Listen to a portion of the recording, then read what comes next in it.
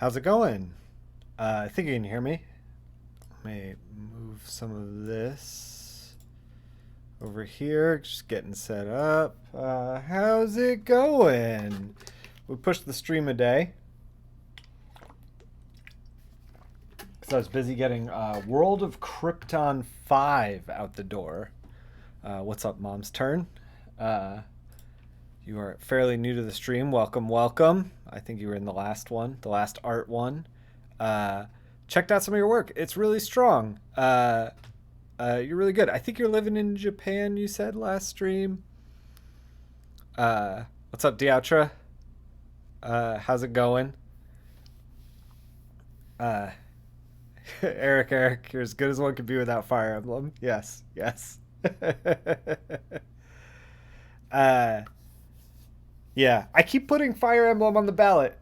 People don't vote for it. I don't know. We got to get it. We got to get the Twitter poll. So before this, I put up a Twitter poll, and I was like, "What should we do? Should we color something, or should we work on our Fire Emblem playthrough?" And lo and behold, every time we're 2 weeks in a row, Fire Emblem lost by a margin, I might add. So we may need to like elicit the help of like the Fire Emblem community to kind of shift the tide back. My problem is that I'm speaking more or less to a comic book community and not a Fire Emblem community from my Twitter. Yeah, there's a Fire Emblem bias among the electorate for sure. Anti Fire Emblem bias. Yes, yes. So we're gonna be working on something today. I was like going through trying to figure out what to color, and it dawned on me that like we should work on some pages. Like pages might take a couple of days to get done, but like uh uninformed voters. Oh, come on. We should do some pages. Because everyone should do some pages. Everyone. If you are working in comics, or trying to get work in comics, pages, pages, pages. That's all anyone wants to see. In the Discord, somebody posted a ad that I think it was not Jim Rugg. I'm gonna look it up right now. Jim Zub, very very similar sounding names. Got crossed in my brain. Posted that he needed an artist for something, and he was like, "No sequentials or no pinups, just pages." Paid gigs, no pinups, just pages. Yeah, yeah, yeah. So, oh, you met him once. He's a good dude. I've met him at a couple shows. He's a very smart guy when it comes to putting together comics, especially putting together indie work. Like he makes sure everybody gets paid. He doesn't, he's very very on top of that stuff. I would trust him working on an indie book with him for sure. At any rate, so I was like, we should start working on pages. You and me. You and me. We're gonna work on some pages. So I was like, what pages do I have? Well, I could drudge up some old work that I did, like something from 8, 10 years ago or whatever, and like recolor it. And like that'd be kind of nice, but like I don't want to try to like clear it with the artist. And I was like, I'm not sure I'm gonna do that. And then I was like, oh, we should just work on Spider-Man 2099. We did some Spider-Man 2099 a while ago, like a long while ago, when the stream was first starting. I want to say 5 years ago. Have I been doing it this long? There's been breaks in between. It's not been a consistent 5 years. Let's not kid ourselves. But I was like, let's work on this. This is from Spider-Man 2099. It is issue 1, page 4. So Spider-Man is being chased through the city by these like police hover bikes. Um, these are the credits for the issue. It's a star-studded cast for this issue, and I wanted to be upfront. 1960s Spider-Man points at you. Yeah, I wanted to be upfront that like we're doing a recolor. That doesn't mean that like I'm gonna butcher his name, Steve Buccalato. that doesn't mean that it's like any judgment on Steve, because like I read this book forever ago when it came out and loved it, and I have reread it multiple times. I love Spider-Man 2099. This is not a criticism on anybody who's worked on Spider-Man 2099, but there were, some stuff that like Spider-Man 2099, they didn't have access to all the tools that we have. Like we have Photoshop, like serious Photoshop version like 170 or something. I don't know. Like I have to, pull start the engine for Photoshop. I gotta let out the choke and pull start the engine for this version of Photoshop. It's serious. I gotta gas it up. So this is the scan. Same bikes that are in the Spider-Man Unlimited cartoon. I believe it. Probably ripped right from here. We want to get the line art out of this. Now, the scan is not necessarily perfect. We're going to try to do the best we can, but the image is 400 dpi, 2500 wide pixels and change, which is like a printable size, but is not. It's a little small for how I'm used to working, but it should be fine. We're not gonna get into a problem where like it's so small that like there's nothing we can do. So here's the scan. First thing you want to do is just put it in CMYK, and then and you can do this for if you want to recolor anything. Scan it in, go, and if you don't have a scanner, that's fine. You can go down to like a Kinko's or whatever and like scan some pages in from comics. Very cheap. So yeah, you can select the cyan, the magenta, and the yellow, and just clear them out. Just boom. There we go. So we still have like some stuff happening. So like these, oh, I guess there was a zip in here. Maybe there was like a little bit of black, a little bit of K in there. Is there anywhere else? It's all on the policeman. This is gonna be wild. It looks like it's all on the policeman, so it shouldn't be that bad. We're going to kick this over into grayscale now, and then kind of just like check out the levels. So this is the levels palette. That was awesome when I just cleared the color out, no problem. Yeah, that's all you got to do. It's not difficult. You go into we can back it up too.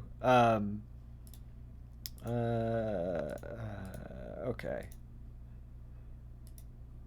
Yeah, so cyan, magenta, yellow, just hold shift and click them, so that you're not clicking the black channel, and then just fill it with white, and you've got your black and white image.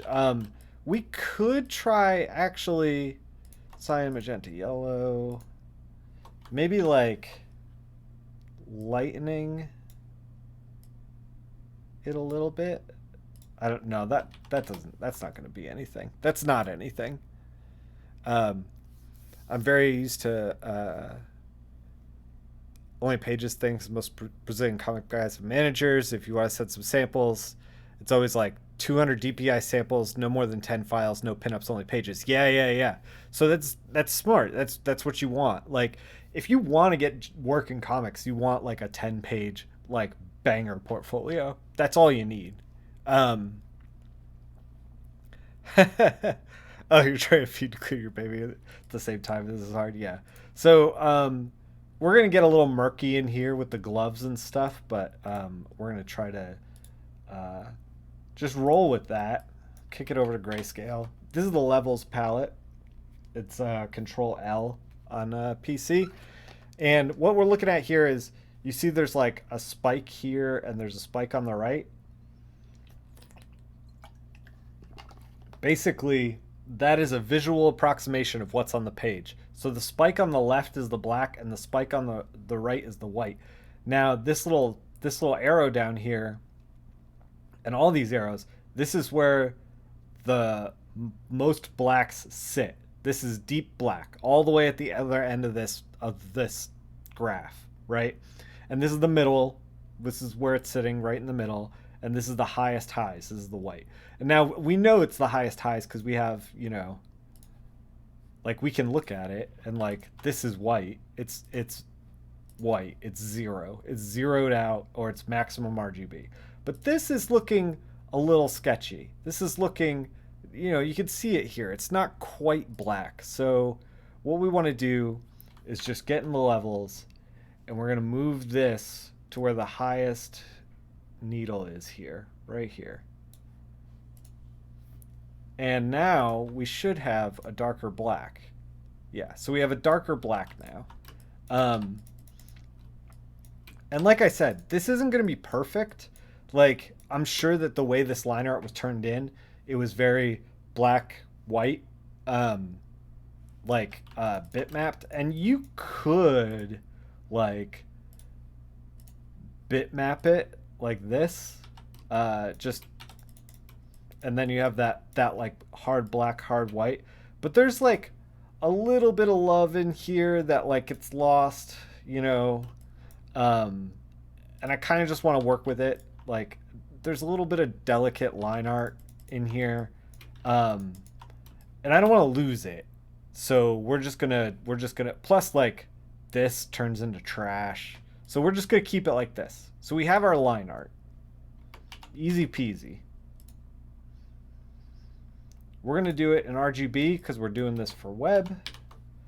And we are going to drop our line art into a mask.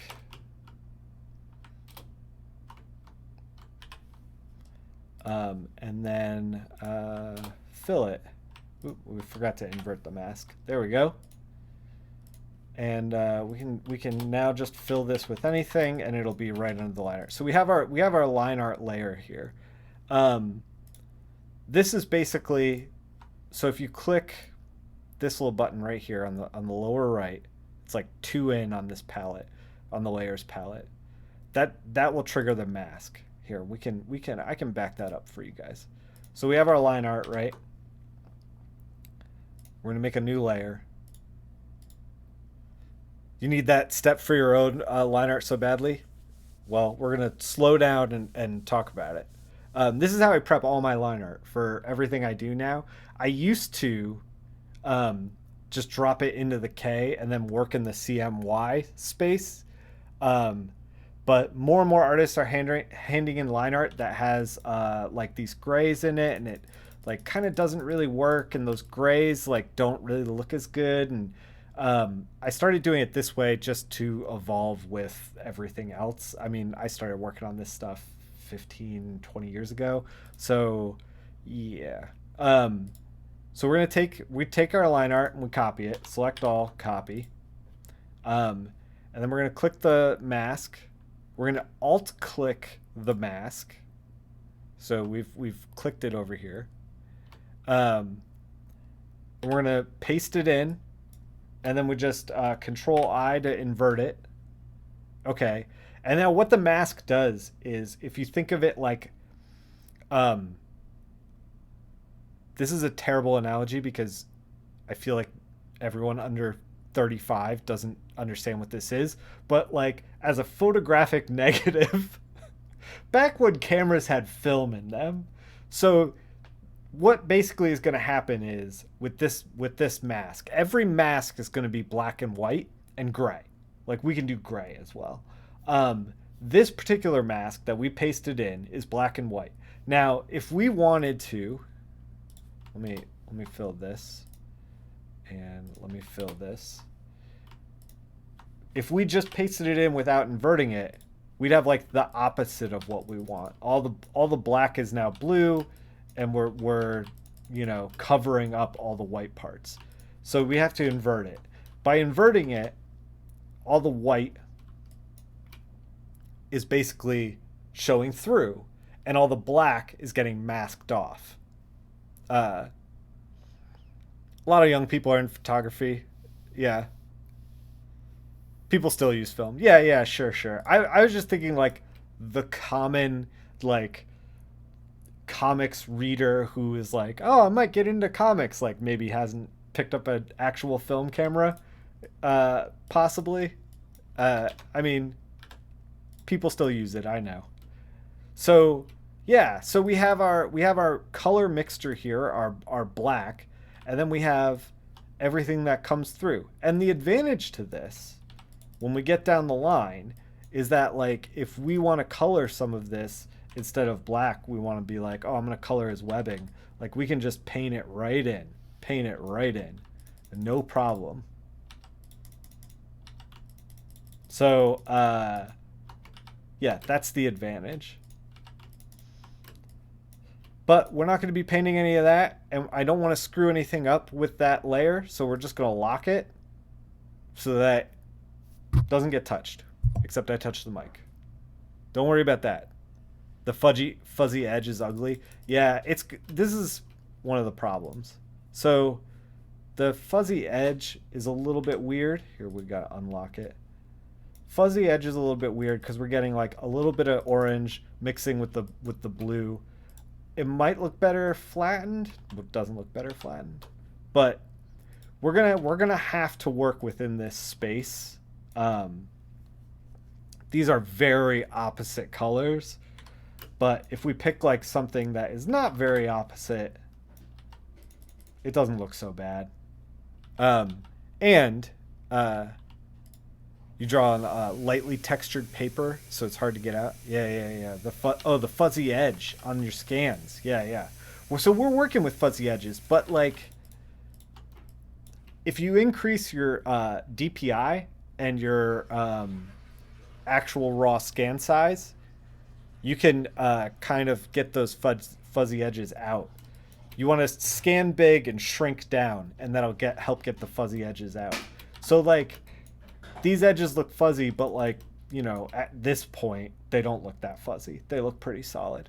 And that's the goal, is like get it looking good enough for Twitter, Instagram, all that kind of stuff. So yeah, so now we're going to get into the flatting. How I like to flat, ideally 600 DPI. What do you mean shrink down at the end? So if I was going to like scan some of my own art, I would scan it 600 DPI, 11 by 17, right? And then I would take that line art and I would shrink it to print size and then work on it that way. And in the process of shrinking it from 11 by 17 to comic book size, which is like 10 by something, you would kind of like make the line work kind of tighten up a little bit, and some of those fuzzes around the lines will kind of start to disappear. And yeah, higher DPI always helps. 6 something by 10 something. Yeah, exactly. That's the classic comic book. 6 something by 10 something. All right, so we're gonna start to flat. A way that when we flat, the most important thing is you want to make sure anti-aliasing is off. Anti-aliasing is off. Basically, this line art, this fuzz, this is all aliased. We want anti-alias. We want hard edges. We want to use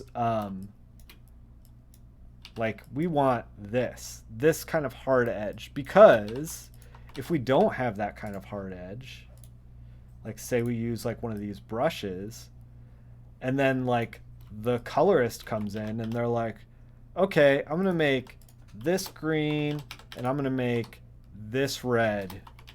You end up with these like weird halos happening, and you don't want that, because now the colorist is like, oh my god, the flatter screwed that up. I got to go in and fix that. So then they got to take like a brush or something, and they got to be like, okay, let me fix this and like fill it, and then now I've fixed it, but it's like too big, and now I gotta shrink it. It's like it's a whole thing. I started as a flatter, and I have lost many a pages to not making sure that uh, I'm all anti-aliased up. You want to make sure that you are very, very anti-aliased. And now, um, because it's not necessarily uh, black and white, we have like gray in the line art. We can do things like we want to use the wand, right? Like, I don't want to trace out every single panel around this like weird shape in this border. I mean, it's probably fine, but you can click like sample all layers, right? And then if you filled it, it wouldn't fill all the way underneath these like black areas, but you can select, modify, expand 5 pixels, and you're into the black. You might not even need 5. You could do like 2. I have it set up as a hotkey because in action, because there is no hotkey for this for expand and contract. So I have expand 1 pixel set up as a hotkey. You can see the pixels moved there. So that's like 3 pixels. That looks pretty good. We could fill it. So we have our border. And we missed the spot here because there's a little break in there. We can just like select it, fill it. Done deal, right?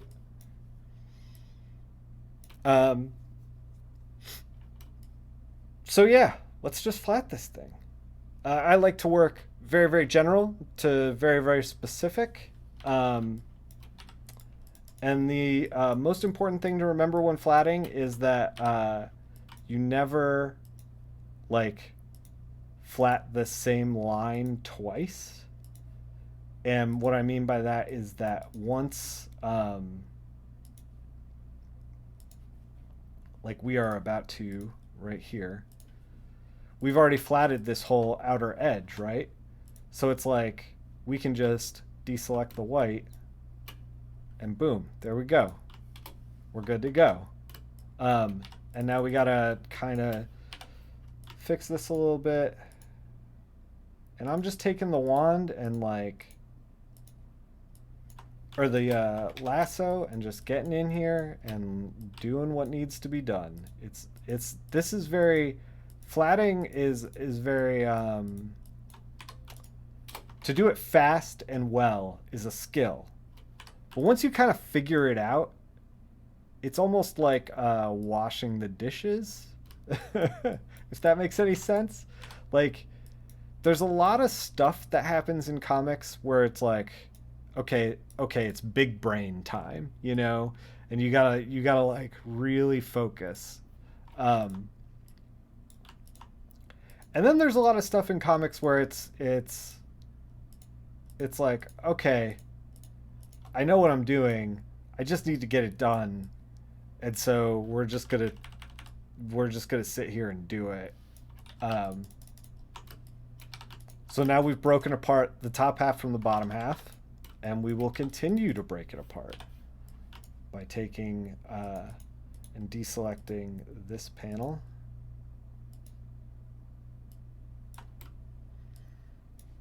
Planning versus labor, yeah.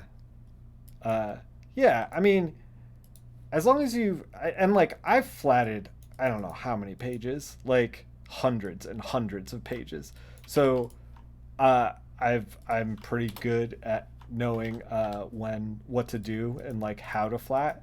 We're gonna fix this. Actually, we're not gonna fix this yet because we're gonna end up tweaking the balloons and stuff, because normally you don't get a page with balloons, but we're gonna lock those above the layers in a minute. So let me show you smarter not harder right here. So we have the blue panel up here, and then we got these panels down here, but we want to break these. If it was a Hollywood movie poster, I'd be done already with blue and orange. You're right. We want to make sure that these are separate. Because if our artist comes in after flats and he's like, okay, I want to grab this panel. Oh, I grab both panels because like they're both the same color. And then they're like, I want to grab this middle panel. Oh, I grab this one over here too. Like a way that we can really quickly break apart these panels is just select these two, select the blue, 50% fill, done deal. Now every panel is different. And we are going to take this, what we have now, and we are just going to duplicate it. And the goal of this, the reason we duplicated is because now we have another layer where if I'm coloring, say I'm like, you have no idea what I just did. Okay. Sorry. So much of this stuff is very second nature to me that like, I'm just like, oh, click, click, click, click, click, done deal, you know? So it's okay. I can back up. I'm going to, with contiguous on, with the wand, we're going to select two panels, an orange one and a yellow one. And to get them to look different, we're going to do both of them at the same time to get them to look different than the other orange and blue. We're going to grab this blue, fill it, and then fade the fill 50%. By doing that, we've created another set of two more colors. So we did both panels at the same time, rather than having to do the alternative would be, and you don't save a ton of time, like be grab a color, pick a color out of here, fill it, grab a panel, pick another one, fill it. Like, and you can do that, but like once you start getting into more complicated sections, doing it my way where you can just like grab and then fill 50% with like multiple things, you start to make less trips from the page in the middle to the like bar on the right. And if you start making less trips, you start shaving time off. And that's the whole game with flatting, is like, how do you flat faster? It's like you're back in grad school, but it doesn't cost $20,000. Hey, $20,000 is easy peasy money now. Grad school now is bonkers, man.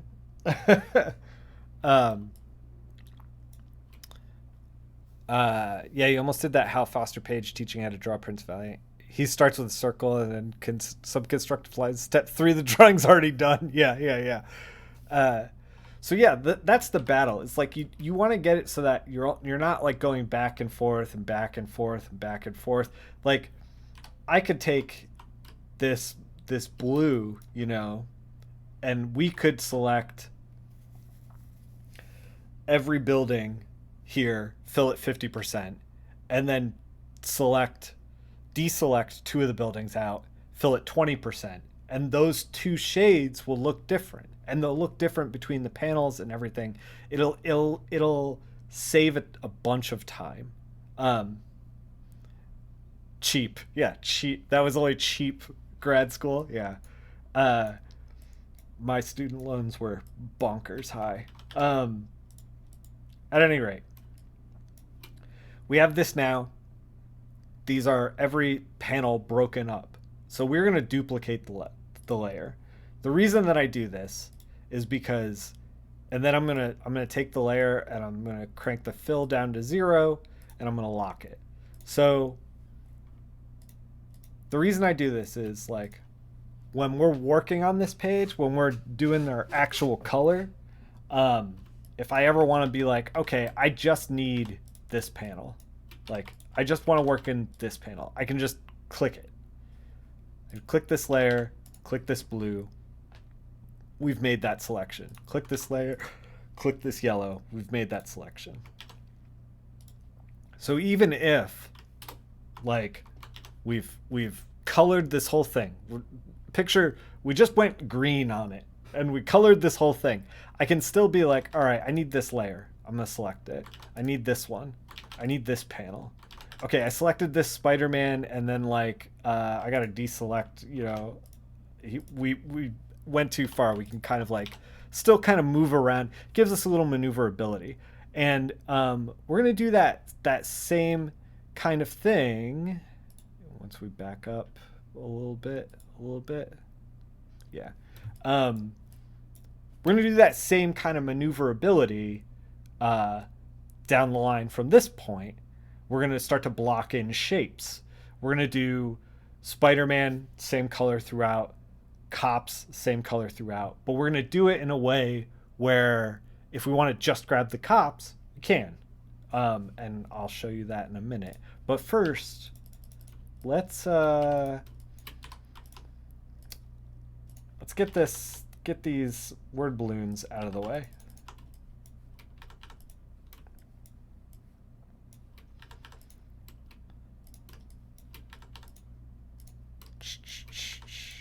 I'm just selecting them with the wand, and I'm using all layers so they are using the black layer. We're going to expand it a couple of pixels.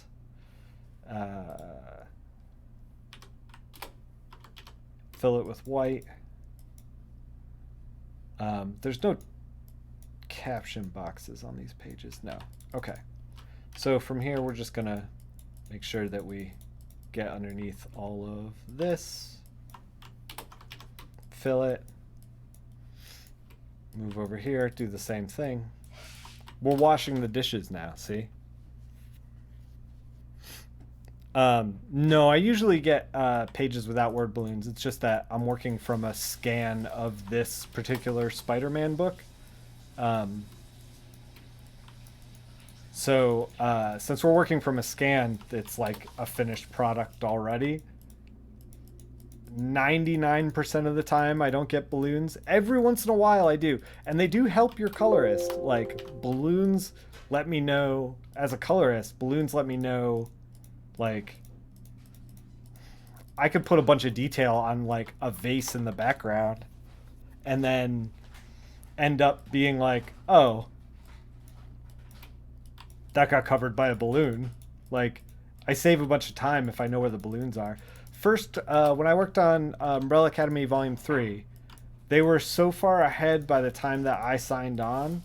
I think there were 3 issues ahead that I had a bunch of balloons on the page. It was actually very easy, and I got to color some sound effects too, which is not something that I normally get to do. All right. So those are our balloons, and we're just going to lock that layer as well so that we don't end up shifting it around accidentally or coloring on top of it or whatever. We're going to make sure that our balloons are always white. I saw some anime recolors that, like, people were coloring the dialogue balloons, and I'm like, no, don't do that. Don't do that.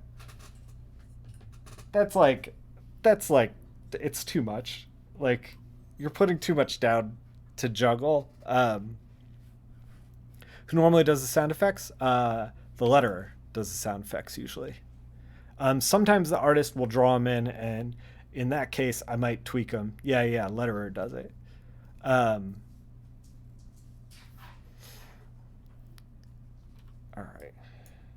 right. So we've gotten it to this point. Let's color Spider-Man this like navy blue, and we're just gonna get in here and do it. I might switch between my Cintiq and a mouse, but when I started doing flats, it was basically all mouse. I think I might have used an Intuos 2 when I started, which was like the cutting edge tablet.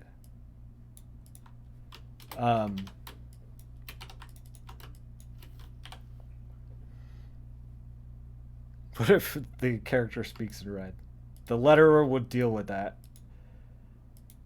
Generally, unless someone's magical or hurt or whatever, I don't know. I guess there's exceptions to the rule. Look, I'm not going to step on any letterer's toes, but I'm just saying, for me, I like my white balloons.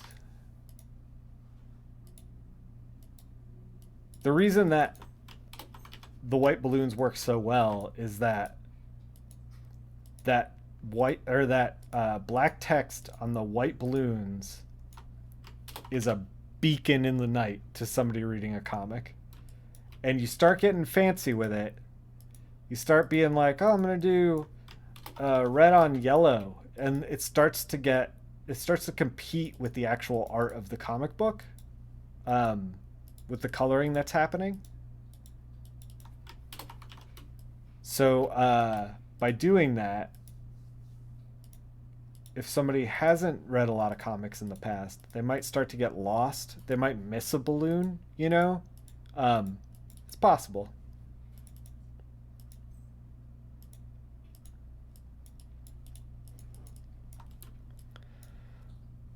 Sandman's a good example of doing that well. Yeah, for sure. Uh, Yellow voice is somebody screaming in Japanese comics. Huh. That's interesting. I didn't know that. Um, it's clear and guides your eye. Yeah, yeah. You want a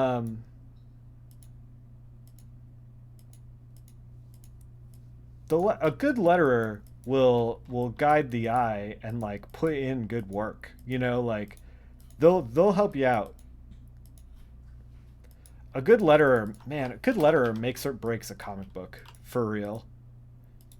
Um, I'm working on a little mini zine, and I'm like, shit, I should hire a letterer. I was like, I'm gonna do it all myself, and now I'm like, I'm just gonna when I get done with this, I'm gonna hire a letterer. I don't know what I'm doing when it comes to lettering. I'm real in the weeds.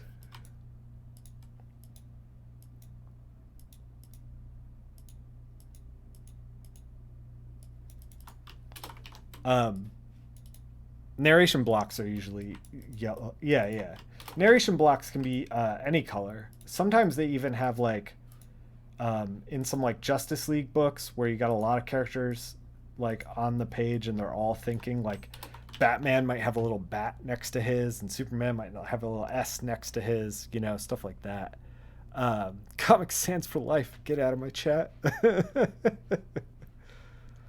uh, yeah, Punisher balloons black.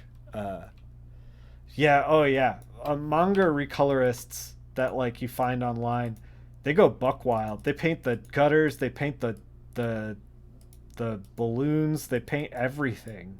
And it's just like, oh cool. Now I don't know what's text and what's not and where to look, and it's like all over the place.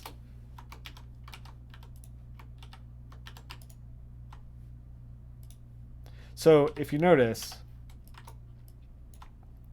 what I mean by never trace the same line twice when you're flatting. So like these lines we haven't traced out before, but this one, his fingertip, I just like lassoed around in a circle, just deselect the gray. We don't need to trace that line twice. That's what I mean by that.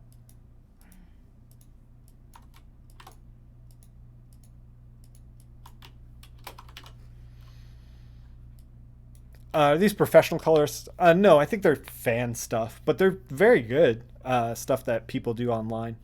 Um, I think that I think Matt Lopes, the guy who colors Biliquis a lot, I think he started coloring with fan manga stuff.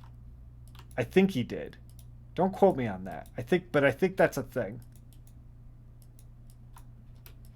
Um, Humble beginnings, man. You get practice where you can get it, and you know, if nobody's paying you to do comics yet, it's like, well, I need all the practice I can get. Let me start.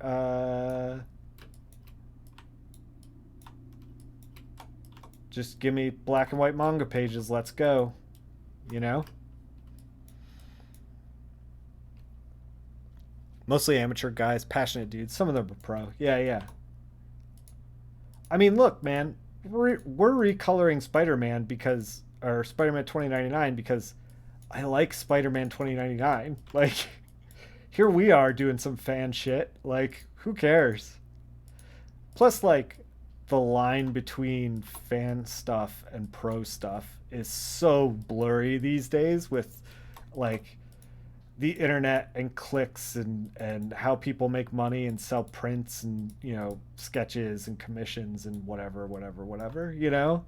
Like, so blurry. I think this is still webbing here.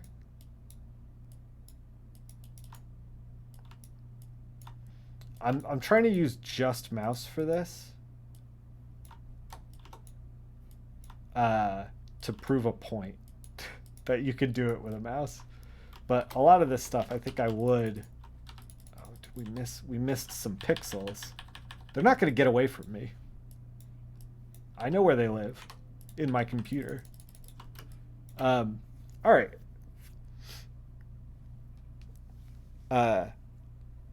He did start by coloring manga? Yeah. Personally, the best of the 2099. Yeah. Alright, so Spider-Man's there. Spider-Man is nowhere else on the page. They're like looking for him and they can't find him. Sarge above you. Okay, so he's on the next page. So we don't have to worry about coloring him again. Let's take an orange, I guess. Not the same orange. Let's color shift this stuff so we're not using the same orange.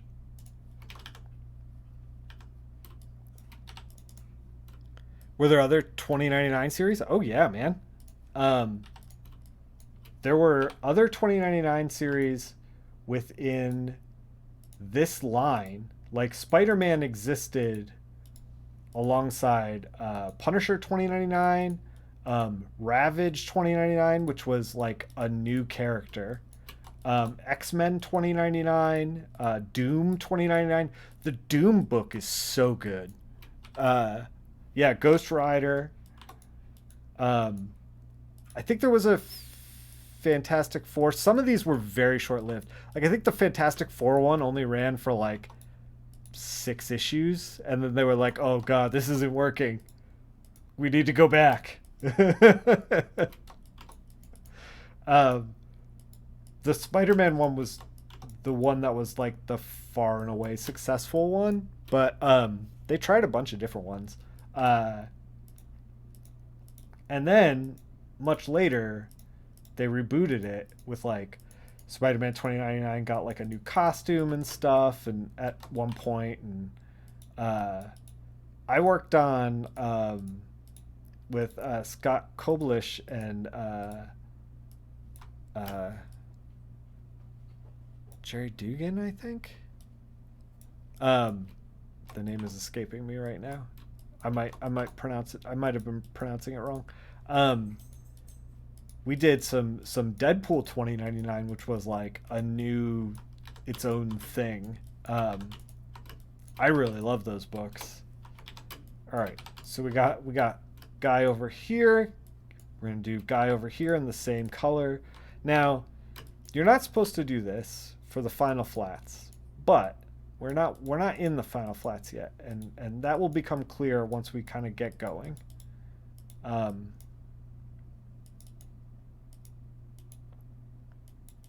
These are some complicated Leonardi shapes, aren't they? He just making some complex shapes. It's like that guy drew a few comics before he drew this one. I've been trying to collect Spider-Man or all the old 2099 stuff. I have a good chunk of it, but I'm still missing a handful of issues. I've been collecting that and also collecting Batman the Animated Series comics right now. Those are like all the paper books that I've been buying.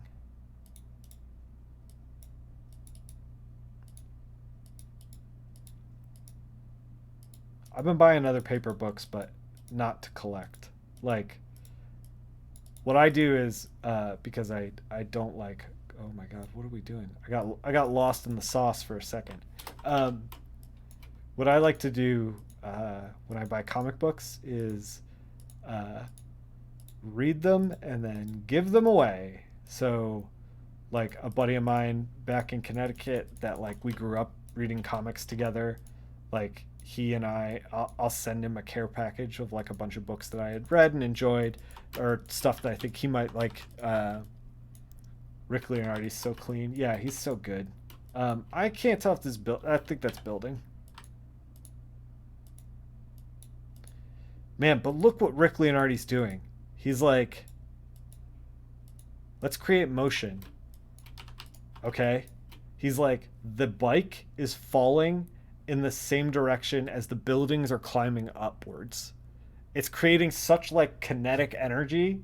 Like, fuck, man. Rick Leonardi, a master. A master. One of the greatest.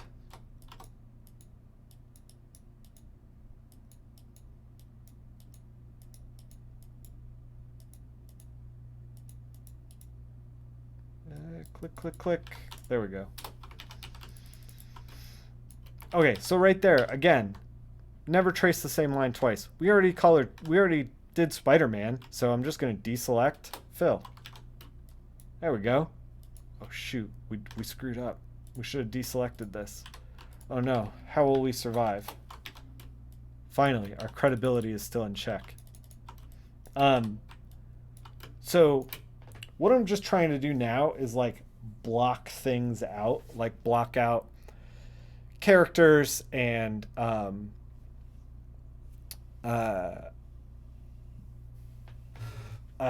that kind of stuff, and not really get into details yet. We're going extremely general to specific. So we went like, here's a bunch of panels, to now like, here's where the characters are. And I wanted to keep these two so that the colorists can get in here and be like, all the bikes, please. You know? And we could even break them up into bikes and dudes, rather than just bikes and dudes. We can definitely do that.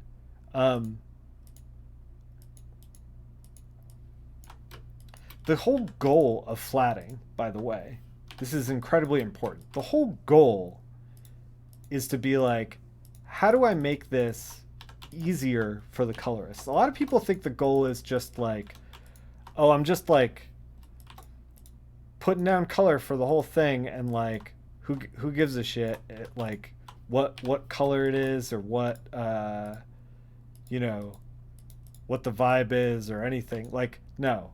The whole thing is like, how do we make this easy for the colorist? Like, I want to hire flatters who make things easier on me, not harder on me. And the way to do that is by like doing this kind of stuff where you like block out different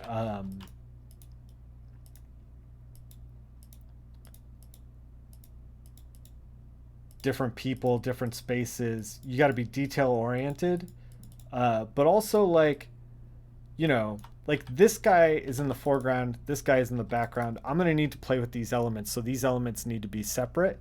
And if you go in and you're like, oh well, I know that you're gonna probably want this separate, so I'm gonna include a layer that is like visibly turned off, like fill is down to 0 or opacity is down to 0, and I'm gonna have that dude separate from the rest of the drawing so that you can easily just grab him.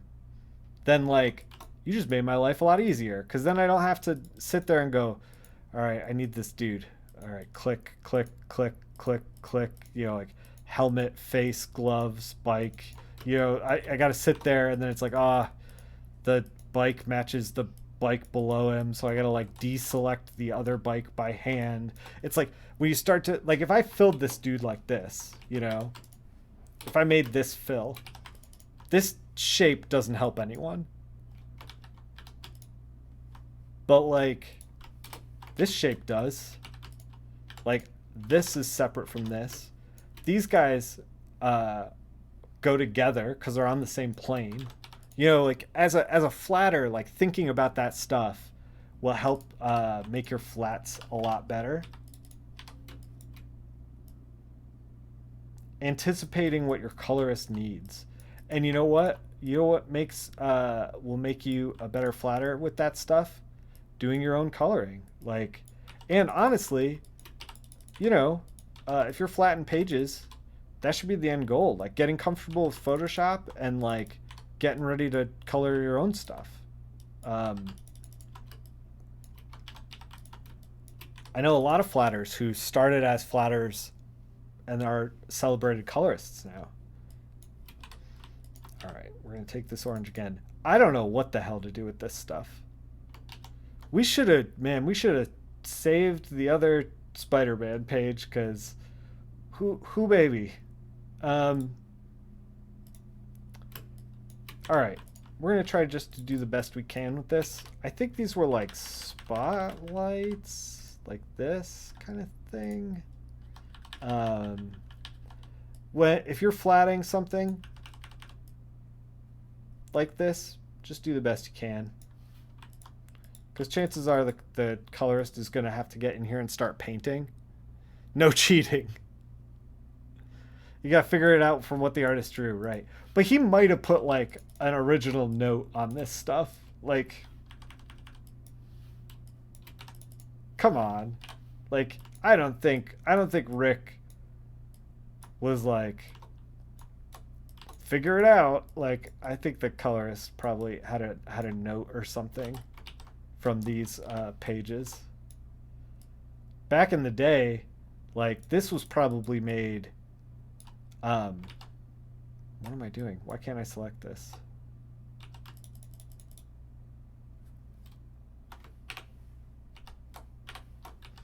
All right, I fixed it. I broke my brain there for a second. Back in the day, probably when this comic was being made, Rick was probably sending pages to Steve, like physical freaking pages. Like he probably just put like FedEx in the mail, sent the pages to him. I'm doing it again. So okay, all right. And when you do that, you can write notes in the margin. You can put a sticky note on it and be like, "Hey, do this here," you know, like that kind of stuff. All right. So here's a good point of like, if you got the same line, don't trace it twice. So we have the visor here, and I could be like, okay, like that's straight, it's filled, it's probably good, right? But like, you run the risk of like, now I have this green edge through here. And it's like, I don't want that. That's not clean. That's not clean work. We gotta take pride in it. So what you want to do is lasso it and be like, oh, I did this gray stuff. I'm just gonna like fold it into the gray. Oh, it's white down here? Fine. Get all this white, and then deselect, fill, and now even though it looks virtually identical, we're not going to get any of that green creeping in. Oh, we did it down here. We're monsters. No wait, no we didn't. Yeah, we're not getting any of that green creeping in. We're not getting any of that stuff. And so even with looking at it, like, you want to be aware of like what you've already flatted, and get it correct. Get it tight.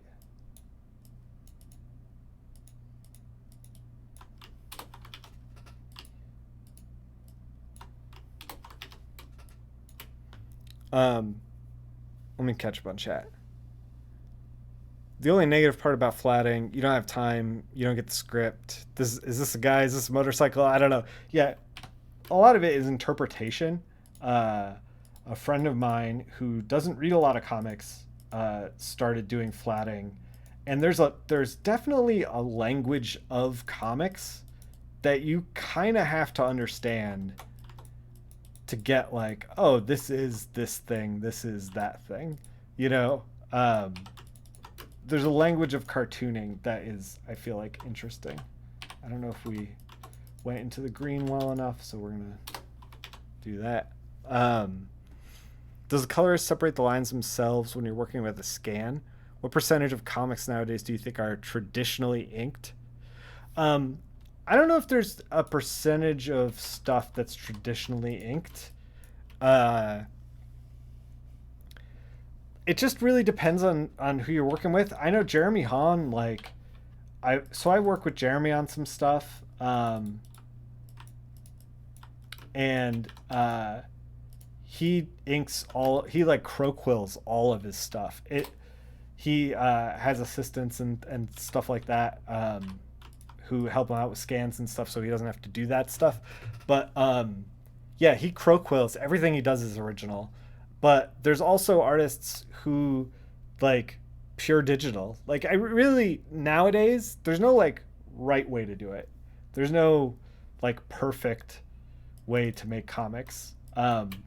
It's just whatever you're comfortable with. So okay, so here we have a weird kind of shape around the helmet and stuff, and then we got like the liner art's a little open down here. A way that we can like, but it's like pretty clean. It's pretty clean.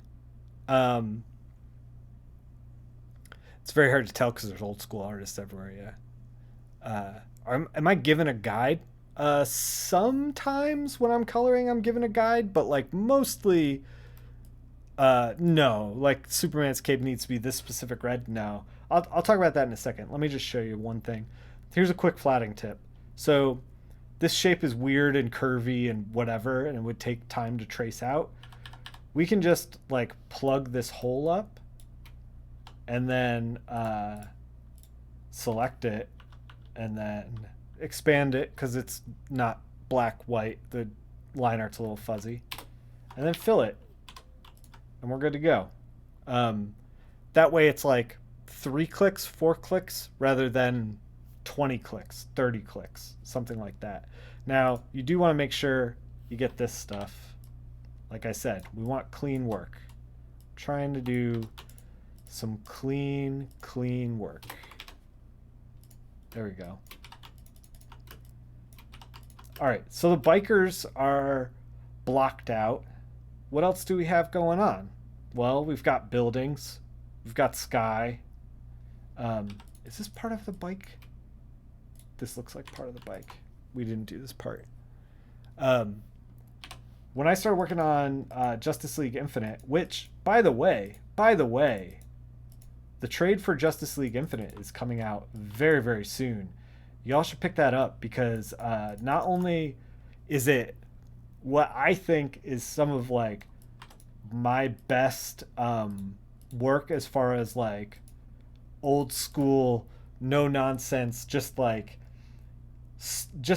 tight cartooning with an artist who is doing line art that is just soaking up color, just like smart color design. It's one of my favorite things that I've worked on. And then outside of that, the subject matter is fantastic. Yeah, it's a really great book. When I got that gig, I had they gave me the turnarounds for all the characters for the Justice League show, but the show is in RGB. It's made for televisions. It's made for a screen. So when I like tried to color select from it, it was all very dark for CMYK. So I had a problem bridging RGB to CMYK. So I just had to kind of like interpret it. Like, I knew that Superman's blue was like a navy blue, and I just like interpreted it for the page. And then, you know, you can't really get hung up on that sort of thing too much because you're also like putting down mood. So like Superman's cape is red, and then you're putting all the mood in there. So it's red until he's holding a piece of kryptonite. It's red until he's in a sunset. Then it's like a little pinkish. You know what I mean? Like, So like that level of interpretation opens up the whole thing to like a little more um I don't know, like a little more artistry, and then a little less like it needs to be exactly this. Unless you're doing like, you know, swatches for a toy, you know, that kind of thing. You're picking out Pantones for a toy, then it needs a specific color.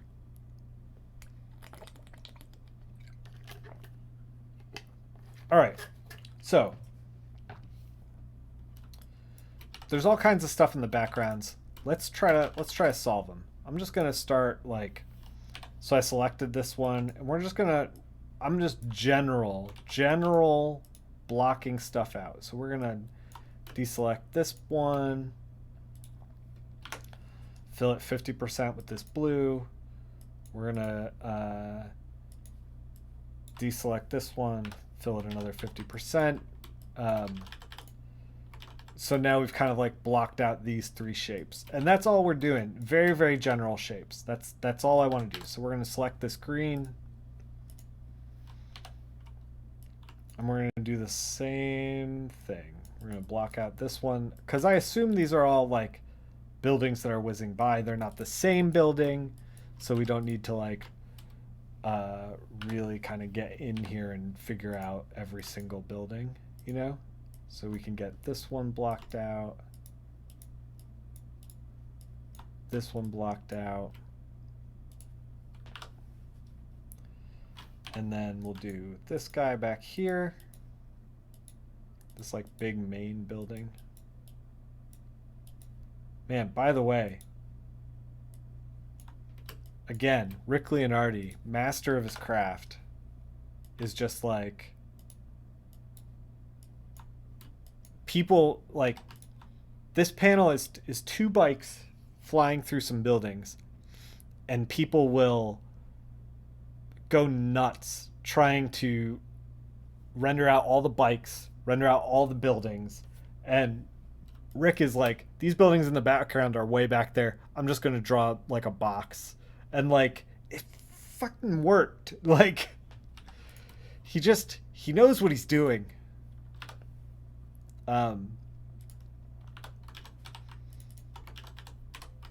Like I said, he's made a few comic books before. You were talking more skin tone and how it relates to perception of race. Yeah, I mean, that's a thing. But again, like, skin tone and race, it's like, it is a thing to a point. And then you start putting enough mood down on the page and it doesn't matter anymore. You know? Like, it matters in relative. This is the thing with that can of worms, is that every color affects every other color around it. So like, and this is tough to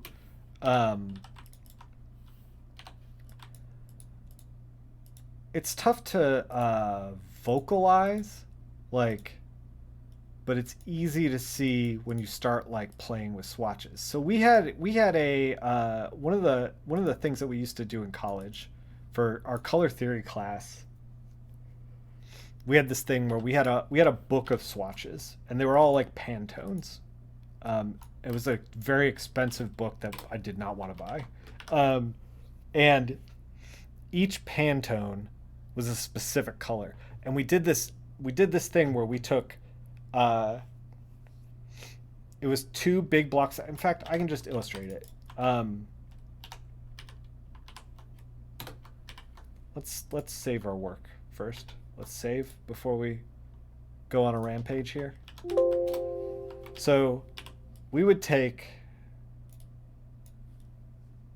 as like exercises, we would take a color out of the Pantone book. We take another color and paste it in. So we had two colors here, right? And then we'd do a color here and a color here. And we'd have, especially if you do a drastic change,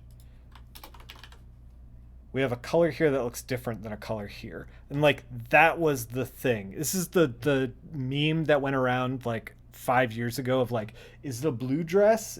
Is it, or is it a white and gold dress? This is that kind of color theory. And then we do things like, okay, make this color, these two colors look identical, but use four different colors.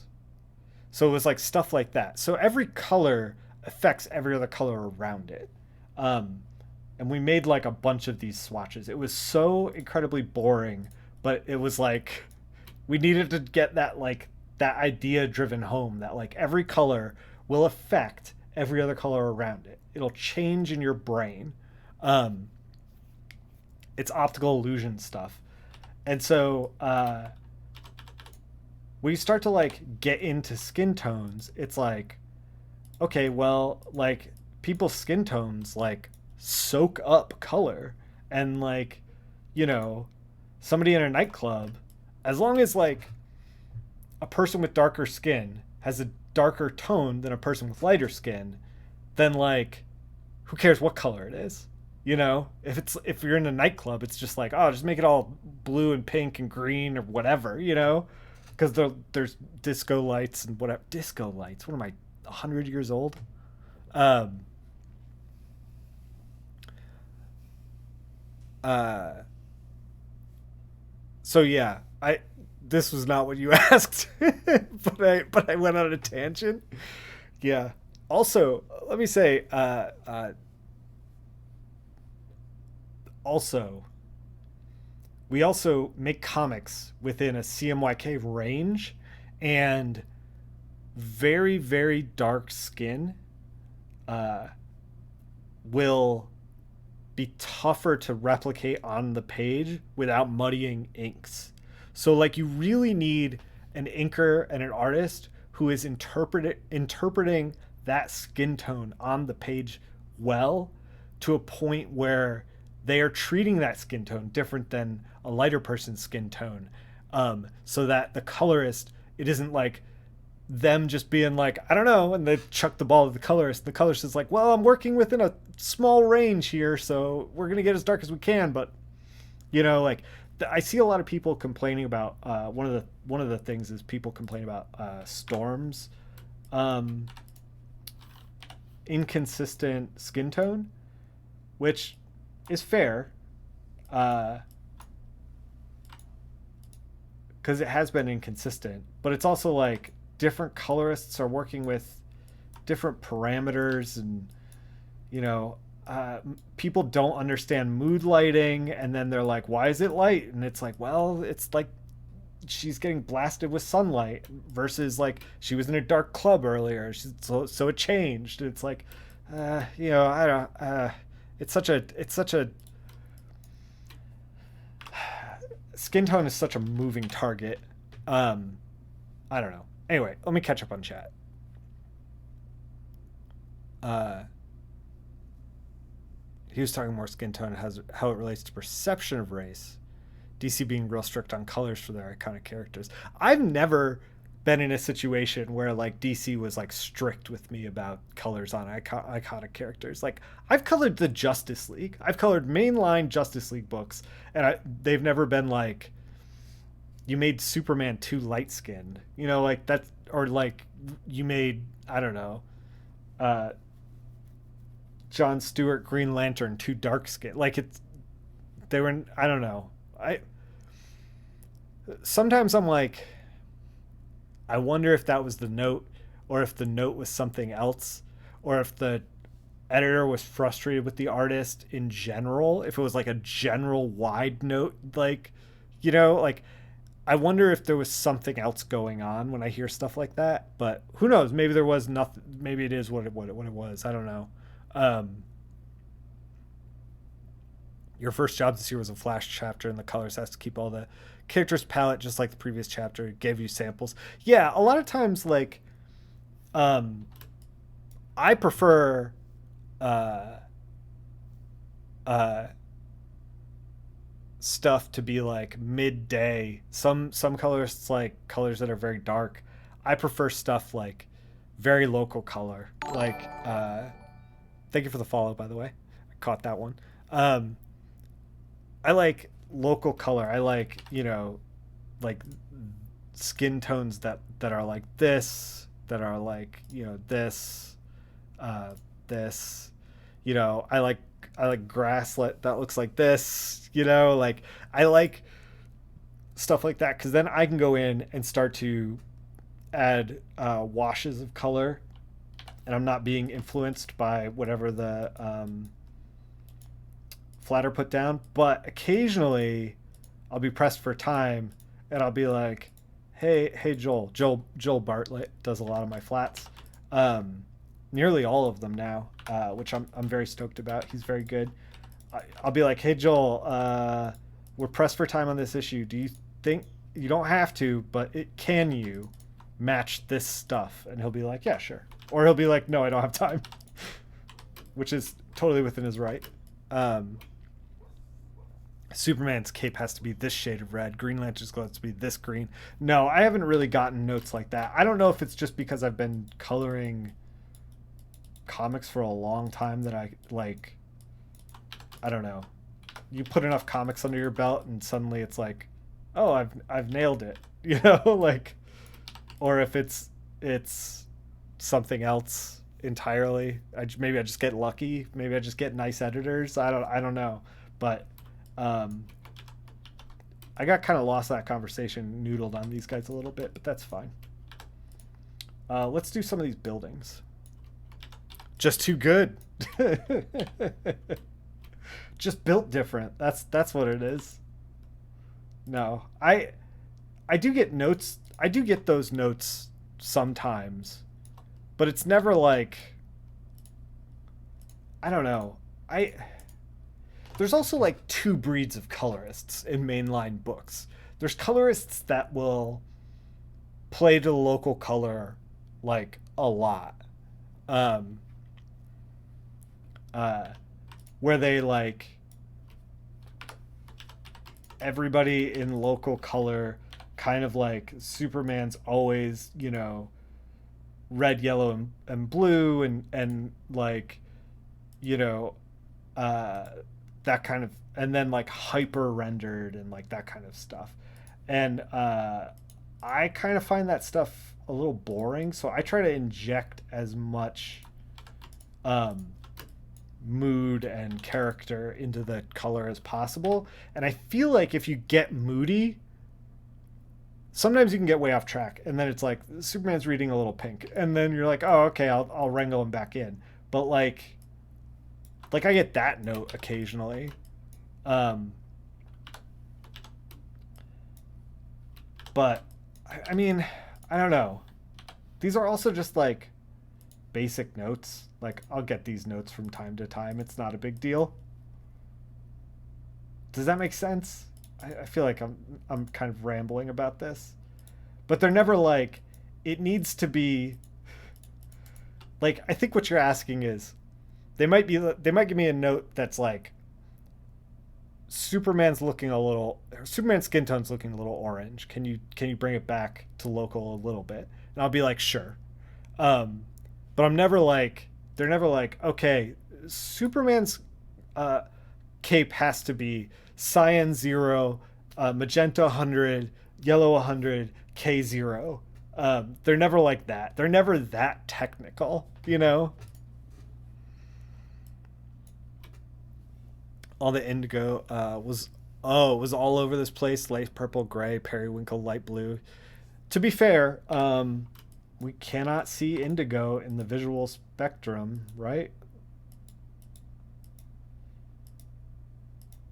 And also, to be fair, Green Lantern comics are very difficult when it comes to that stuff.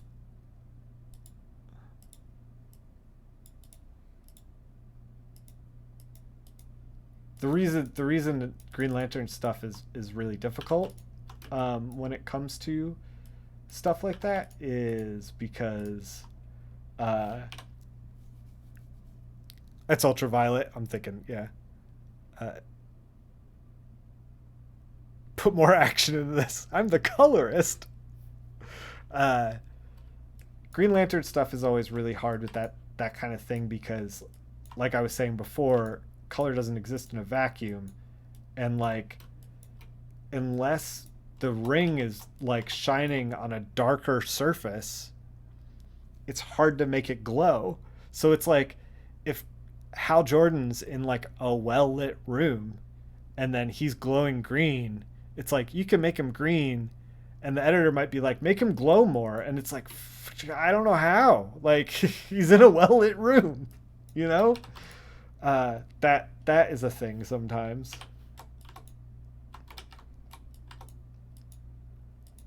Then you have to make the room darker, blah, blah, blah, blah, blah.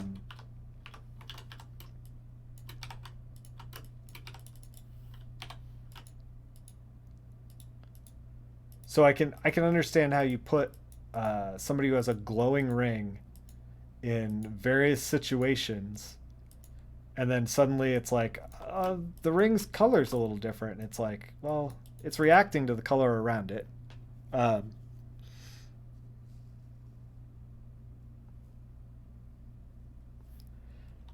Colorists can inject action sometimes, but like it's very hard. Sometimes you get notes like that, and it's like you're kind of left to do the best you can, kind of thing, more than like the editorial will try to do the editorial is trying to guide you in the direction that they want, and if it's possible for you to inject more action, they want you to inject more action.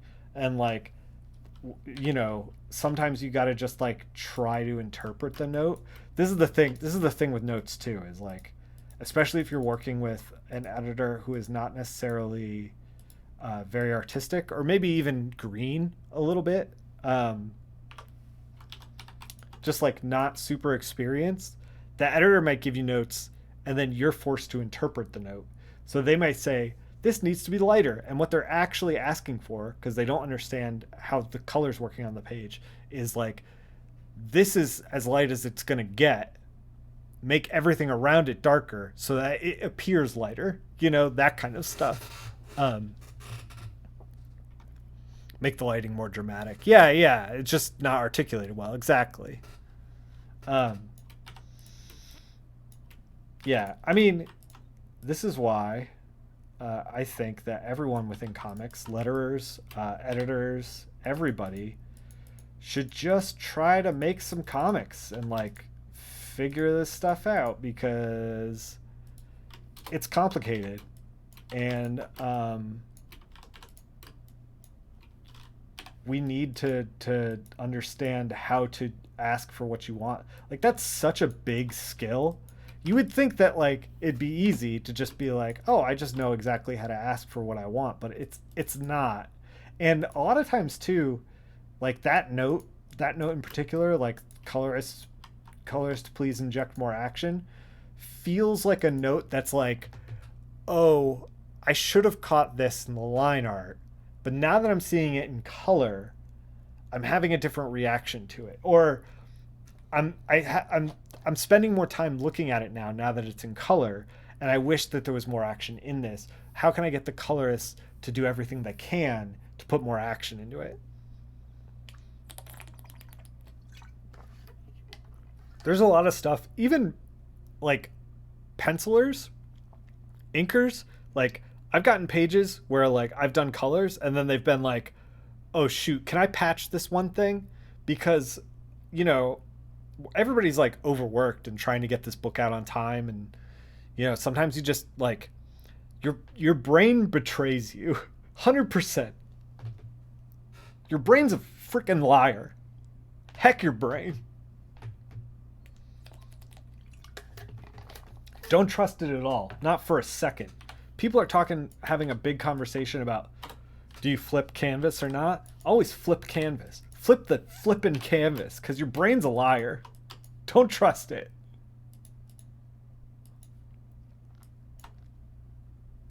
I never flipped the canvas, though. Don't be like me.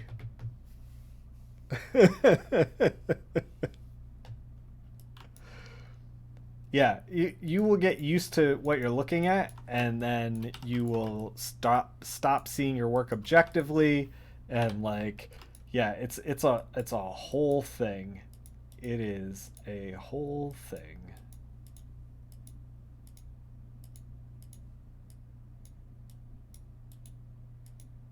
So the editor might have been a little tired of looking at art when they saw it first, like come through first, and might have been not their fault. Might have been just like they missed it, and then they saw it in colors, and they were like, "Hey, is there anything we can do to jazz this up?" Which is totally fine. Sometimes I'll get a note, and they'll be like, "Hey, can we do this thing?" And I'm like, "No, we can't."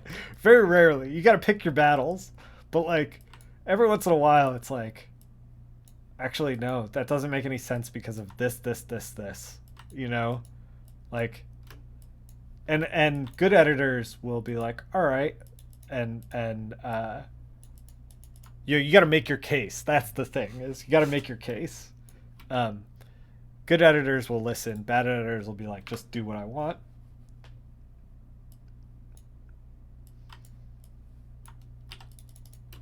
Because then they have to make their case. You make yours, they make theirs. Eventually something happens or doesn't happen. Man, we did all these flats with the mouse, huh?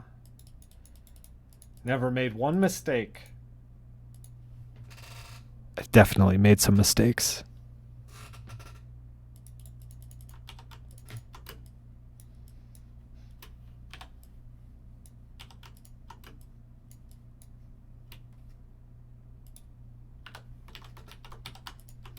Okay, so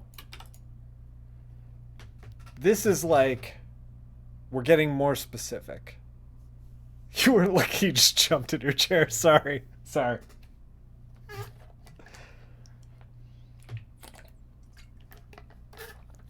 We've been doing this an hour and a half. There's some slow flats. We're slow rolling. So this is like where I would leave. I'd duplicate from here. So we duplicated the panels.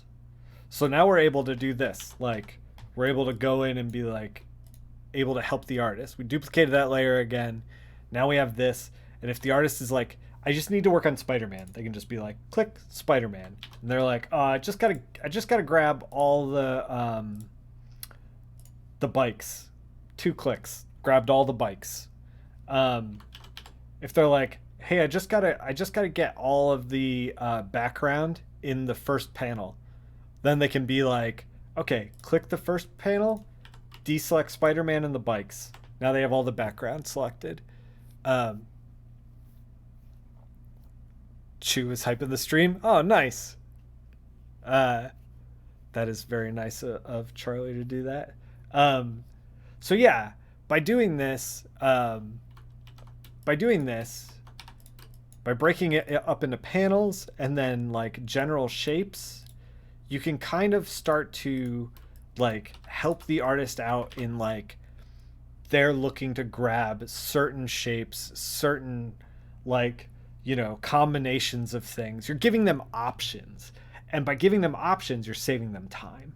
Because the worst case is like I'm blocking this stuff out anyway. Worst case is they don't use it. Best case is we've saved them a half an hour on a page,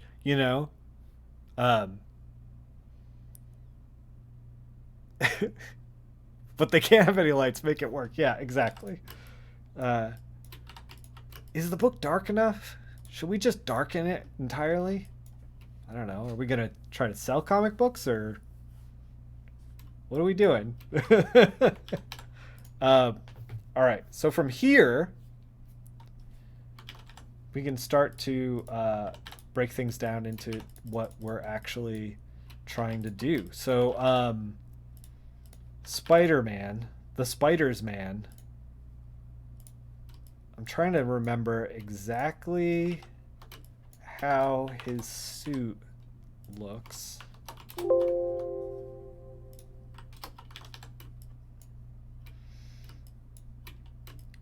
He's got red, and then I think the fins here are red. We're gonna deselect this. We couldn't grab it like we did before.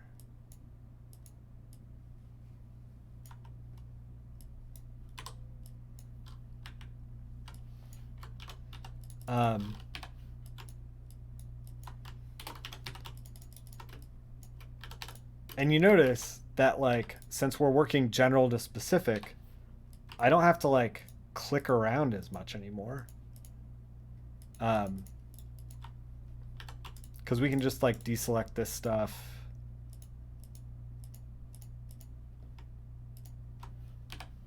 Like, as you work the flats, basically everything should get easier and easier and easier as you go. So Spider-Man's like taken care of? Question mark. What the hell does Spider-Man look like? Spider-Man's taken care of.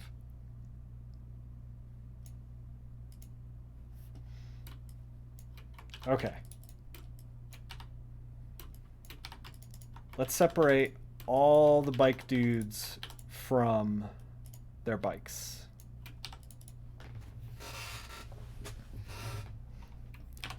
And like, again, this stuff, we're washing the dishes.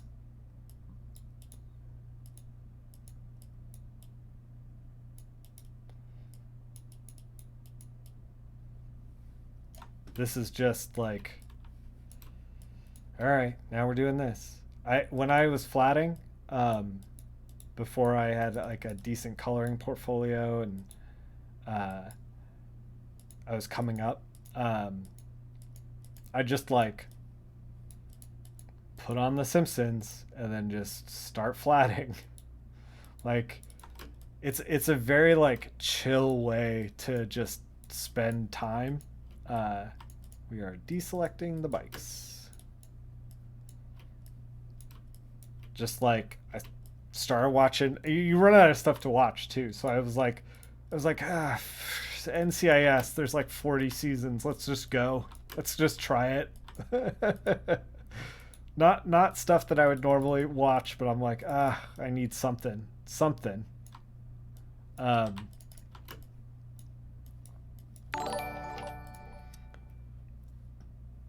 Oh, thank you for the subscription, dude. Welcome to High Society, the member of the Comic Book Coloring Society.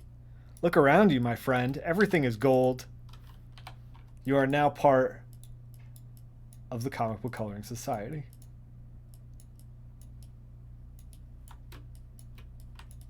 Appreciate it. I don't push subscriptions like at all. Totally optional, but it's a great way to support the channel. How come Batman doesn't dance anymore?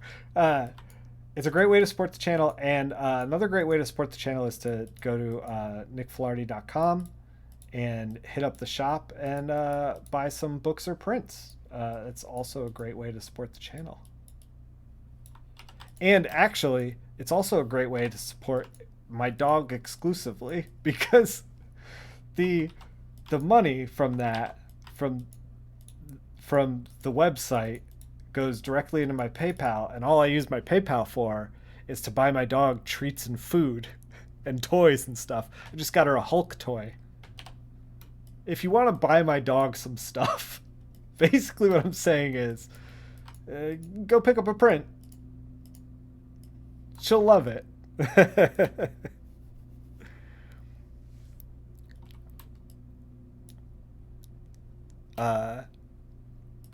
You would have done it sooner if you knew I was going to do the whole spiel. Yeah. Well, you know, for the low price of a Twitch subscription, I just turned everything you own to gold. So it's worth it in the long run. It's an investment.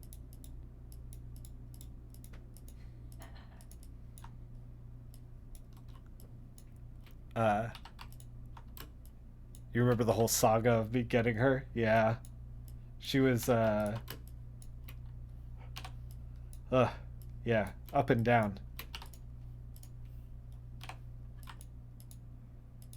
she's a good girl, but she's got respiratory stuff going on, and she just puts everything in her mouth. I feel like a bad dog dad because she gets sick a lot, but like in reality, there's like nothing I can do about it because she's just like, I'm gonna eat everything. And she also, man, she's gotten pneumonia twice and kennel cough once, even though she's vaccinated against it. It's just like she just can't fight off that stuff very well. Oh, you're Dave. Okay, I think I think I know. We probably know each other. What's up, dude? It's good to see you. Yeah, you met Kelly before I met Kelly.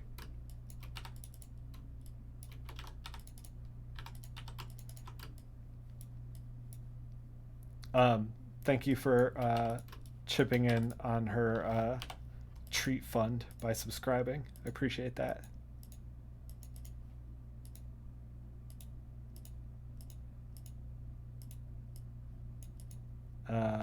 What was I selecting? I don't even remember. Okay, let's do all the bikes.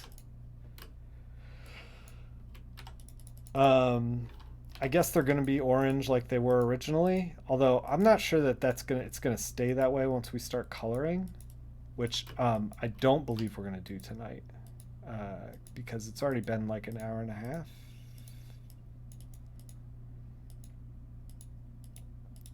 Well, let's deselect all the stuff that would be orange on these bikes.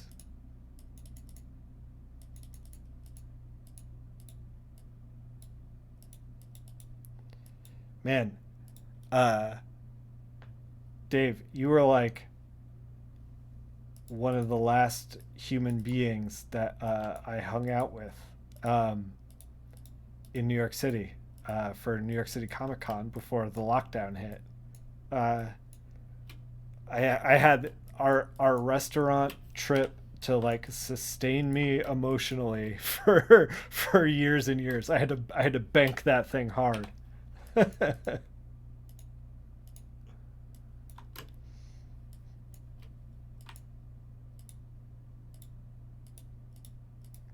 right.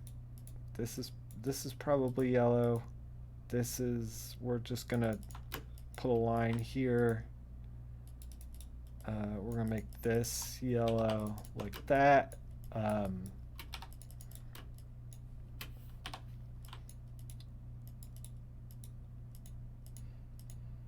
these little like knobby parts in the front, we're gonna try to like make them like a machine color. Uh, Man, when I worked on Atomic Robo, I did two trades with Atomic Robo, um, and one of the lessons that I learned from working on that book was I kept coloring machines like gray, and Scott Wagner, the artist on it, he was like, you know, they powder coat metal sometimes, and I was like, yeah. He's like, you can make it like you could make this plane like yellow if you want. And I was like, you know what? You're 100% correct. I never thought to do that. In my mind, it was like machine gray, you know? Uh, it was very, very good advice for me at the time. You pick up all kinds of little stuff like that uh, working as a colorist. Like one job will teach you one thing, another job will teach you another. Let's deselect all the visors.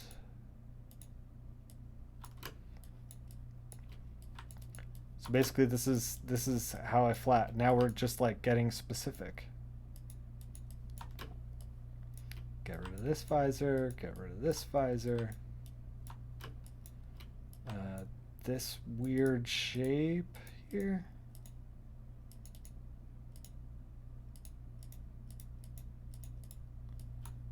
I guess we'll deselect this. This is kind of like a weird light flare, so when we start to color it, we're just gonna have to figure this out. This whole business.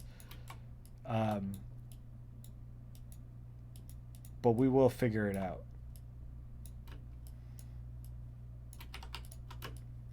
Okay. Let's do like a light yellow for these little like engine pieces. These little like jet hover things. Um, we can do a gray for the handlebars.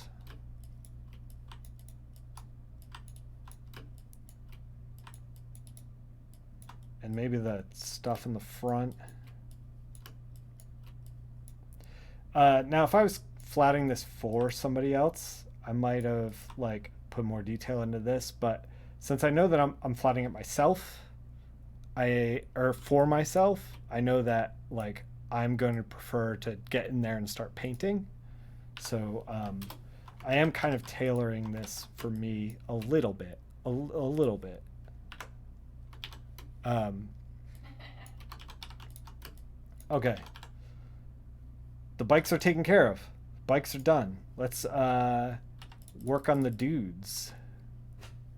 Let's say this brown is their gloves. Anything that's like this nasty shade that we couldn't get rid of in the original lines.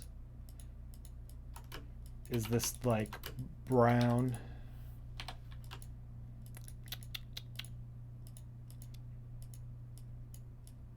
So yeah, you see how it becomes washing the dishes. Like this is not the most exciting stuff to stream, but like this is how comics are made. Like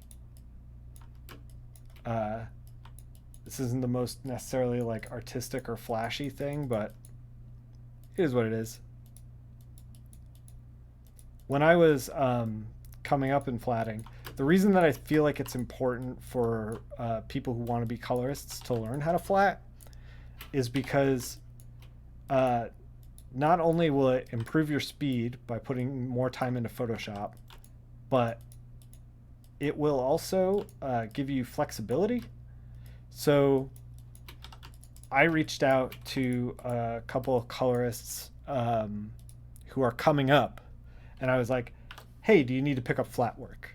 You know, because when I was starting, there were times when it was like, well, I don't have anything to do for the month, like, or like I have half a month's worth of work because I couldn't book another book or third book or whatever, and so I'd just be like, you know, uh, talk to.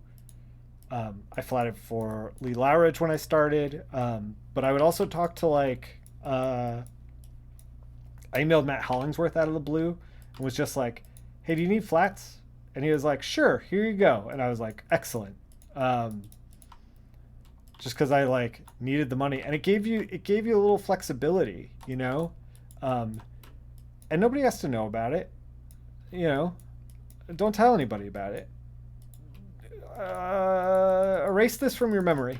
Um, but yeah, it was like an easy way to make ends meet because it's like I know the skills and I know what you need and you don't have to train me and I'll just give you exactly what you want. Um, and you know I'm gonna be home anyway, like working or whatever. Uh, it's just like easy, flexible stuff. Um,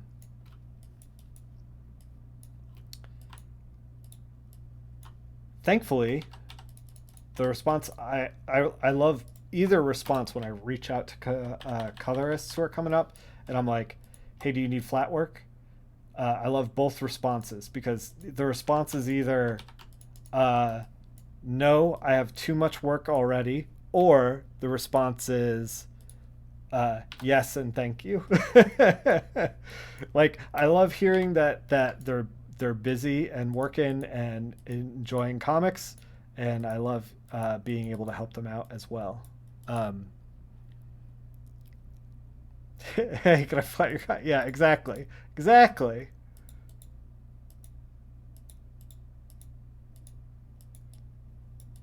Man, I'm not a, speaking of Fire Emblem statues. I'm not a statue guy, but like I could be. There's an Ike statue coming out from Fire Emblem that like I'm kind of want that. These are like wild motorcycle helmets that Rick Leonardi drew. I love them. They're like one part motorcycle helmet, one part like Appleseed cast going on here. It's freaking rad. With like the little ears on them. They probably have a visor on them, but I'm shirking my responsibility in coloring that and keeping it separate. If I was coloring this for somebody, we might like try to separate out the visors and stuff, and but I know how I have an idea of how I'm going to color it. So if those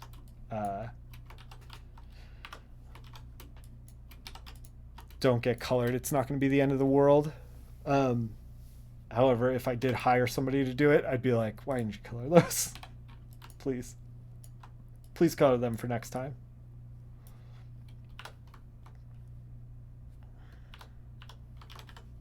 All right. Aside from the ears, it does feel like a dirt bike welding mask. Yeah, exactly. I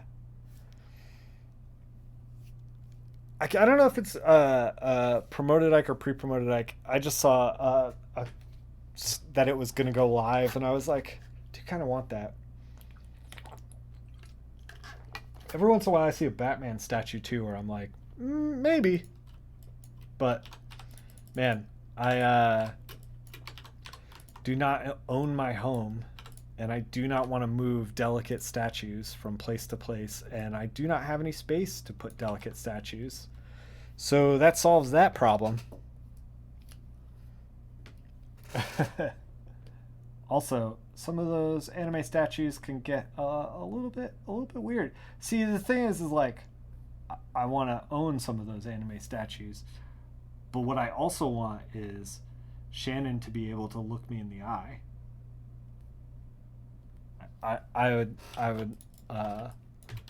very much like Shannon and I to for it not to get weird. Exactly.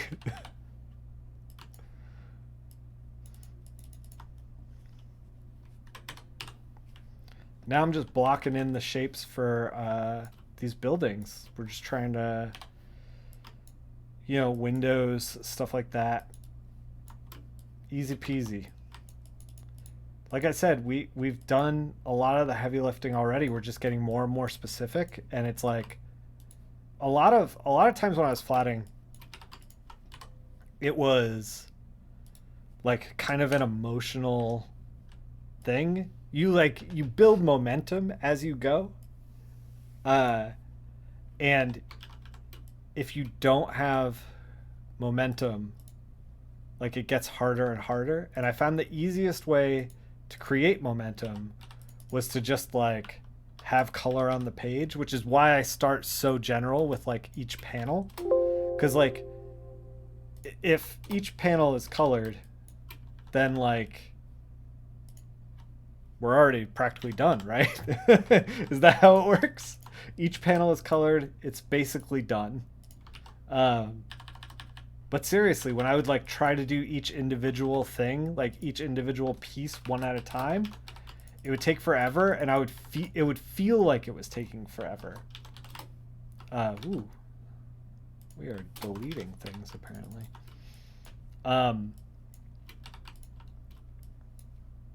And you don't want to feel that way while you're working. You want to be like, I have momentum. Why is the life-size Tyburn in our living room? Now that's a statue. You know what was another statue that I had a hot opportunity on? When I think it was the Ang Lee Hulk movie came out. Movie theaters got like a giant Hulk statue, and I saw one on Craigslist, and I was like, and by giant I mean it was like 8 feet tall, and I was like, maybe maybe I should have that. Maybe I should have that.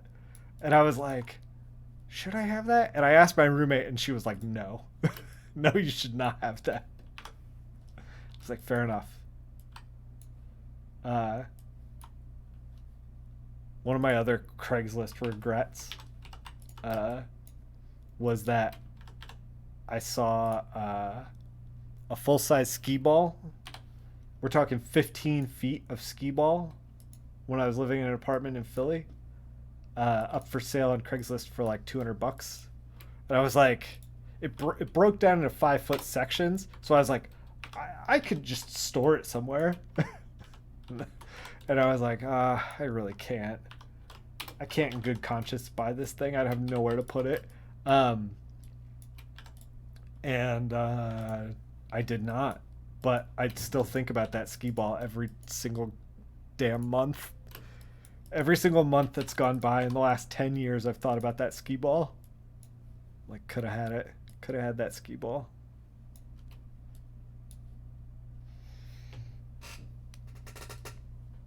Do these little E's right here. I think we're getting close. One of your friends runs a toy company and it's a compulsive collector. A 3A Judge Dredd? That's freaking rad. Dude, helmets are also a thing where I'm like, should I get this Dredd helmet? And like the answer is yes. The answer is yes. But like I have nowhere to put it, like nothing to do with it. It'd be the most useless thing in my home. Until the end times, and then I can put on the Judge Dredd helmet. then it's suddenly useful.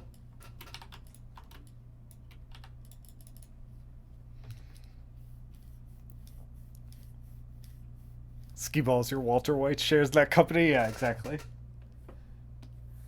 So I'm like, I wonder where that skee ball went. I hope it went to a good home. I hope it's not sitting in a landfill. I would have given it a good home.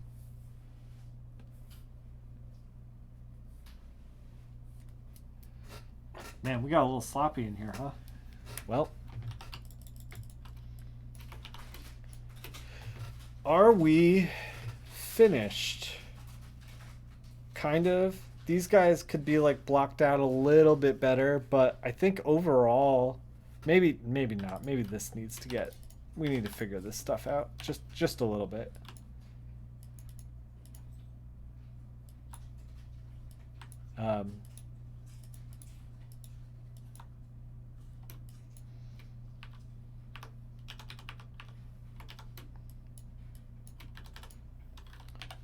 And let's do like a kind of roof on this, like this.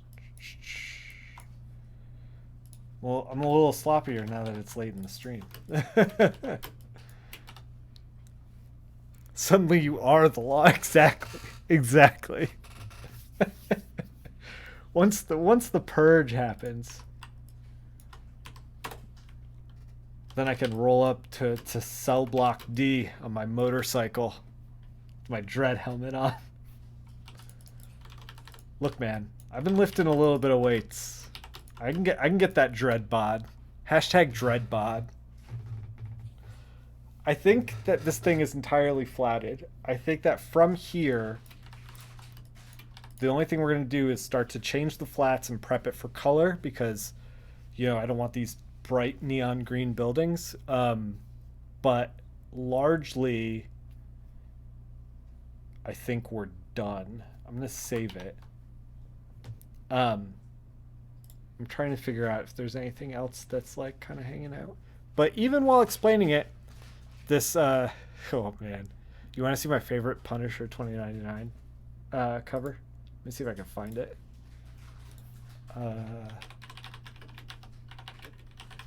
It's so good.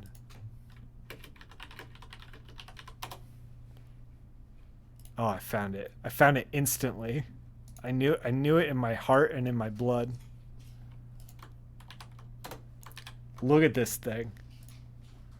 It feels like 90s. Inject it into my veins. Father versus son. They haven't aged a day. Or they've aged all the days. Something.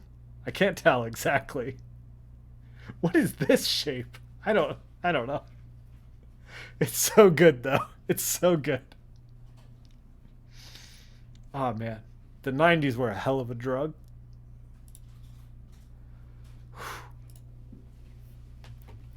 Anyway, anyway, I think it's gonna be it for now. I warmed you up to that. I told you it was gonna come. Better than Ravage 2099. Oh man, we don't talk about Ravage in this stream. It's the last thing we're gonna talk about. I gotta reread all my 2099 stuff.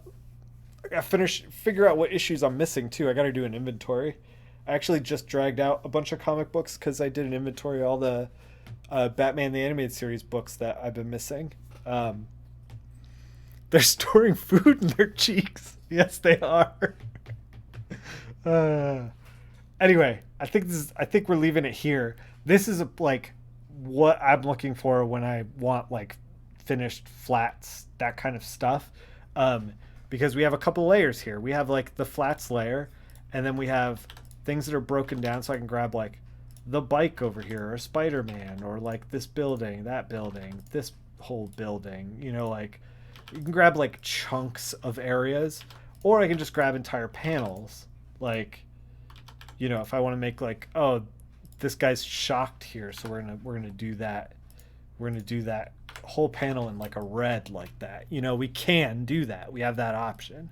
So, and then obviously we locked the dialogue options, and we locked our line art. But once we get into coloring, we're gonna mess with all that stuff. I hope this will be one more stream to finish off, but this is a pretty complicated page. While I'm talking about what I'm doing, it might take me a little bit longer. So maybe two streams, and at some point, because it's March now, we're gonna do another portfolio review. If you would like your portfolio reviewed, you can drop it into the Discord. Hold on one second. Is a channel in my Discord. The Discord link is down below, by the way. If you look down below, there's a little Discord icon in the About section. There's portfolios for review right here. And we have some portfolios in here. We just did Steve's, this one in February. So we are up to Snakebit Art Studio comic coloring portfolio. We're up to Matt's. So yeah, we'll review Matt's portfolio at some point this month and try to finish off this Spider-Man page. Maybe do a little bit more.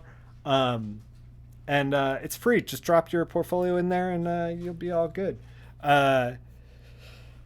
Yeah. Tomorrow I'm streaming with the Boyks. We are going to play movie tie-in games. I don't know what game he is going to pick, but I am going to be playing, because Batman's coming out. The Batman is coming out on Friday.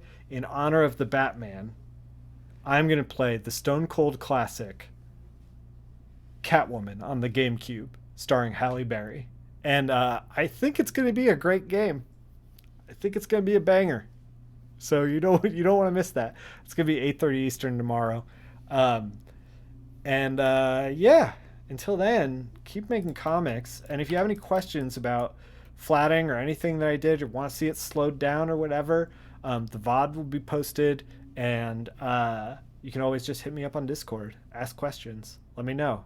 I want to make comics as easy to make as possible for everybody. So yeah, just feel free to ask. Thanks for watching, thanks for hanging out, and thanks for the sub. Later, guys.